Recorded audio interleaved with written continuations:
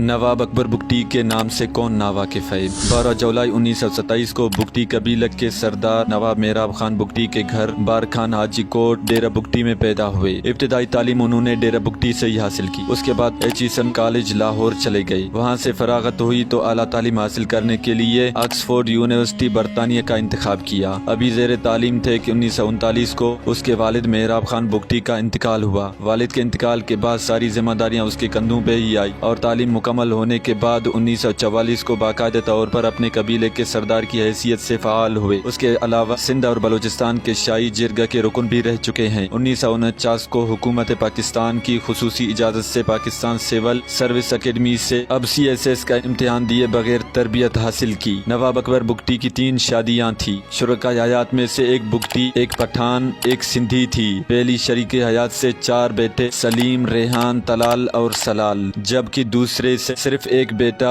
जमील अकबर और 2 बेटियां, जबकि तीसरी से सिर्फ एक ही बेटा था। 28 नवंबर 1946 को मरी बुगटी कबीले के 2 सरदार दवा खान मरी और नवाब साहब ने ताज बरतानिया से मुतालिबा किया कि उनके कबायली इलाके भी कलात फेडरेशन में शामिल किए जाएं, क्योंकि उस वक्त बलूचिस्तान के 2 हिस्से थे। क़याम पाकिस्तान के बाद नवाब अकबर बुगटी 1950 को एजेंट टू गवर्नर जनरल को काउंसिल के रुकन मुंतखब हुए। मलिक फेरोज खान नून की काबीना में बहैसियत नायब वजीर दिफा शामिल होकर 1 साल तक मज़कूरा ओहदे पर खिदमत सरंजाम देते रहे। नवाब अकबर बुगटी को सबसे ज्यादा मुश्किलात का सामना उस वक्त करना पड़ा जब 1955 को मगरबी पाकिस्तान के तमाम सूबू रियासतों के साथ दोनों हिस्सों को यकजा करके 1 यूनिट स्कीम का इतलाक दिया गया। 1956 को कायम होने वाली छोटी कौमियतों के हुकूक के अलंबरदार जमात नेशनल अवामी जमहूरियत को बलूचिस्तान में उस वक्त पजीराई मिली जब अयूबी दौर के आखिर में हुकूमती जबर तशद्दुद के बाइस 3 सरदार नवाब खैर बख्श मरी, नवाब अकबर खान बुगटी, सरदार अताउल्लाह मेंगल नेब के साथ कदम मिला गए और ये नारा जबान ज़दे आम हुआ, इत्तेहाद का निशान अताउल्लाह खैर बख्श अकबर खान। अयूबी हुकूमत के खात्मे के बाद नवाब खैर बख्श मरी अताउल्लाह मेंगल ने बाकायदा नेब में शमूलियत इख्तियार की, जबकि नवाब अकबर खान बुगटी अयूब खान की तरफ से सियासतदानों के लिए जारी करदा इलेक्टेड पार्टीज डिस्क्वालिफिकेशन आर्डर की वजह से पार्टी में शामिल न हो सके, लेकिन नेब की मुकम्मल हिमायत करते रहे। अगस्त 1962 को जब अयूब खान मलिक फेरोज खान के साथ कोयटा आया और मुसल्लह फौज की हिफाजत में निहायत इश्तियाल अंगेज तकरीर की तो अगले ही रोज बलोचों ने जवाबी जलसा किया जिसमें सिंध के सियासी रहनुमा मीर रसूल बख्श तालपुर भी शामिल थे। जलसा में अयूब खान की आमरीत को ललकारा गया तो बलोचिस्तान के कोने कोने से गिरफ्तारियों का सिलसिला शुरू हो गया। नवाब साहब भी गिरफ्तार हुए और उन पर बगावत कत्ल का इल्जाम लगाकर उन्हें सेंट्रल जेल कराची भेजा गया।